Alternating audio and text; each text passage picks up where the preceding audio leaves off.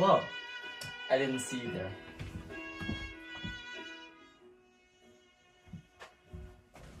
I'm Luke Wanca. Thank you for listening to the Ms. Smithey's English Assignment Podcast.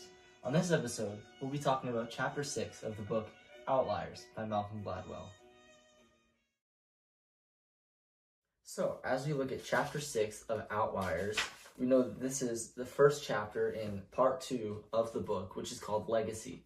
And this is where Gladwell really kind of goes away from the personal aspects of success and goes away from kind of the personal success stories and debunking them, and he goes into really what makes us who we are today through our generations, through our cultures, and through all the aspects that we don't tend to look back at very often. He digs into what we wouldn't look at today as a surface level thing, but instead digging back deeper, peeling back the layers of the onion, and really just making sure we know where we come from and how that affects where we are today and where certain people have come today and how that affects our overall story of success. So Gladwell opens up with a story about Harlan, Kentucky, which is a small town right around the Cumberland Plateau area of Kentucky. And it was founded in the early 19th century when a lot of people were moving down to the south and beginning to push out west so they could have their own land, their own rights, and their own personal freedoms, their own right to live in a place that they want to live, the place that they feel comfortable leading their own lives and taking charge of their own families. So he begins to describe really kind of what that means back then in the 19th century and describing what that means for each family as they went about their lives, they went about settling their own land, and went about how they dealt with other people in that process. So after that, Gladwell introduces the two main clans of this initial story, which is the Howard clan, which is founded by Samuel Howard, and the Turner clan, founded by William Turner. He introduces these clans, and it starts with a bad hunting trip and some neighbors' cows wandering off and fences being blown down and all these very 19th century problems, very things we wouldn't see today, but this is really kind of the root of where these problems came from. This is the root of how we're going to understand these cultural aspects. So bear with me, and as this feud went down, it went down through generations, and it really escalated when their two grandsons, Little Bob Turner and Wicks Howard, they were playing a poker game one night, and obviously playing poker with your enemies doesn't go well, so I wouldn't really recommend that. I wouldn't recommend gambling anyway, but if you're going to do it, I do it with people you trust and do it with people you like. So that's my take on that. But they had a poker game, and obviously in the end, when one of them didn't get their way, they both accused each other of cheating when they had lost money. And obviously, you're going to lose money in poker. You won't always win. So it's kind of dumb in a sense that they would do that, but they accused each other of cheating, and obviously they already have a feud, they already have a past, and things begin to get really physical and violent, and the next day there's gunshots in the street, there's bullets flying, and they're getting really scrappy with each other. And anyway, after that fight, they end up really just kind of neglecting each other as families, and there's just this wedge placed right between the two families in Harlan, and they begin to really kind of lead their own lives with this internal hatred of one another. They begin to loathe one another, even the name of the other family. They don't even necessarily act together, but they really just have this inbred hatred of each other, if that makes sense. So really in Harlan, it was that aspect of not necessarily even loving your neighbor, but having your own right, your own property, and that cultural value of honor, which Gladwell then later talks about is because there was such an influx of immigrants, such an influx of people wanting to start their own lives and their own ideas, he begins to talk about how a lot of the people who settled there were Scots-Irish immigrants. And if you look back to world history, that's around the Old World area. That's obviously not the New World America, but this is in the Old World with England, lots of traditional values. So Gladwell states that they oftentimes appreciated their own morality and their own culture of honor if you success. They were willing to die for what they believed in, die for their honor, and die for their own values. So that's what he discusses in really them bringing that over to the New World, and that those values, even centuries before them and oceans apart, that those never really separated, that those never died off. So Gladwell begins to talk about that, and he talks about how all throughout Harlan and all throughout the South in general, if you were to look at these different families and investigate them, this is what you would find. You would find all of these different cultures who were feuding with each other. They were families just going toe-to-toe. You have the Hatfield-McCoy, you have the Baker-Howard feud, all these famous Southern family feuds, not the game show. You have all these Southern family feuds that are just going after one another in the 19th century. And a lot of these even extended through the Civil War, through life, through death, through good times, through bad. They kept on going even after that. And some of them even lasted into the 20th century when people finally, got over themselves and they needed to come together, especially with the Great Depression. But, so this culture of honor, this idea that we're ingrained in what's behind us and what's come before us, this is really kind of driven by his first example of Harlan, Kentucky. And this is where we'll get the basis of the rest of the chapter and the rest of this entire part even of knowing where we come from and how that drives us. So as we go further into the novel, he talks more about this kind of Southern and Northern mentality, not just with feuds, but also about this scrappiness, this hunger in the South that particularly, even today, gives the South their own distinct culture from the rest of the United States. Now we have the North and Northeast, we have the Midwest and West, we have all these different areas, but the South is a very curious, a very particular area of America that a lot of times is still looked at today as kind of, there are a lot of cultural implications like racism, or they're very violent, or they're criminal even. And a lot of times what we see in that today, it comes from the scrappiness, it comes from the hunger and those kind of almost criminal culture of honor values that we would see in the early South in America. So as Gladwell begins to describe that, he talks about how even shooting people, how taking on one another in duels, in family feuds, and physical confrontations even, he talks about that was a normal thing. And even as those physical confrontations passed, that those implications, that hatred, that really kind of drive and loathe for each other would last on throughout history and throughout our American history. So moving on to section 3, Gladwell begins to talk about, he skips over to the 1990s. He talks about a study in the University of Michigan where these two psychologists, Dov Cohen and Richard Nesbitt, they decided to conduct an experiment on this so-called culture of honor, or this kind of Southern versus Northern mentality that we have in the U.S. So what they did is they had students fill out a questionnaire that they were going to take.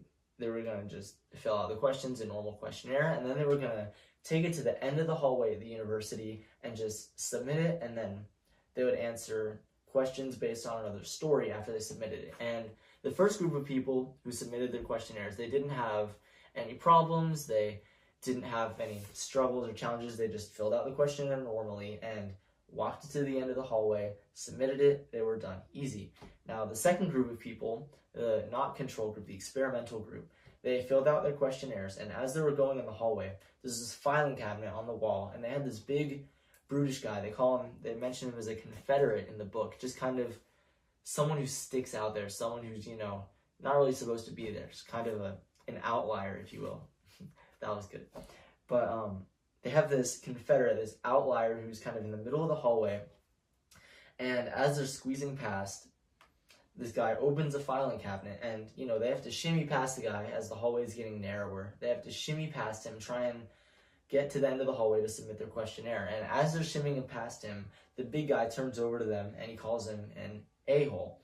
So, obviously, that's not a nice term for people. So, they wanted to really gauge the students' reactions on being called that and what that meant, not necessarily just in the moment, but also how they would respond later, how that would give them a physical reaction, how that would change their handshake grip, how that would change their testosterone levels, how that would change their adrenaline in general, and how they react to certain situations later. So after they call him an a-hole, they scoot past, they submit the questionnaire, and then they give him a scenario, and they gave the control group the scenario as well, just to compare their answers. They gave him a scenario. I'll read it from the book. It says, "It had only been about 20 minutes since they had arrived at the party when Jill pulled Steve aside, obviously bothered about something. 'What's wrong?' asked Steve. It's Larry. I mean, he knows that you and I are engaged, but he already made 2 passes at me tonight. Jill walked back into the crowd, and Steve decided to keep his eye on Larry. Sure enough, within 5 minutes, Larry was reaching over and trying to kiss Jill. So it gives this story about a couple that's already engaged. They're already, they're having a good time out at a bar, and all of a sudden one of their friends starts hitting on the woman who's already engaged to this man. And what they really wanted to get out of the story was a reaction to them. So they wanted to see whether or not their anger levels, their inclination to maybe a violent reaction toward this situation, they wanted to see if that would increase due to the confrontation they just had or they did not have for the control group. So after that, they found unequivocally, overwhelmingly, that those who were insulted, some of it affected them, some of them it didn't, but those who were insulted, a lot of times, who were from the South, had a much more aggressive, over-the-top, kind of violent-natured reaction to the scenario. They were willing to, get angry with him. They were willing to kind of punch him out of the way. They were willing to be Steve in that situation, and they were really willing to get in the way and stop that, if that makes sense. After they were just insulted and called an a-hole by some guy in a hallway passing with a filing cabinet.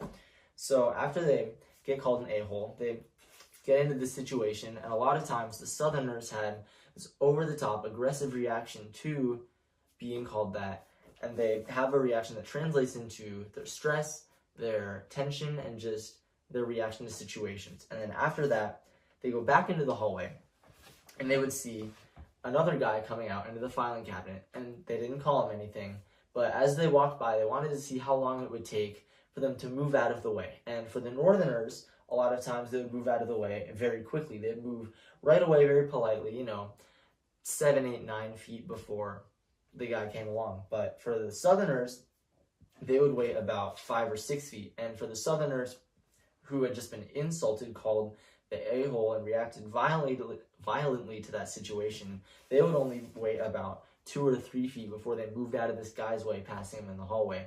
And that's just kind of shows they were willing to pick a fight. They were willing to get angry with that situation. They were willing to defend their own honor, really, in being insulted, called the a-hole. And that's really kind of what matters in this entire situation, is how they reacted to that, how their culture, how the implications of just where they even come from. Such a little thing like that. That's really what matters as far as how they reacted, how that dictates their circumstances. And if this wasn't an experiment, what could have happened if he did call them that? Would they have gotten angry? What if they started a fight? What if they started a fight? So it really kind of prompts a reaction is what they were going for. They wanted to see in that study how Northerners and Southerners in particular, how they would react and how they would use that culture of honor, how they would use that almost Southern criminality, you could call it. And as Gladwell states in here, he wanted to see how they would use that. And then after that, Gladwell begins to talk about how this is a strange study. It's kind of a study that puts out there the stark differences between not only geography, but also generational legacy, and how that comes into play, not just in the 19th century with the Harlan feuds, but also it comes full circle today to where we come from. So with these cultural legacies, he even says here, cultural legacies are powerful forces. They have deep roots and long lives. They persist generation after generation, virtually intact, even as the economic and social demographic conditions that spawn them have vanished.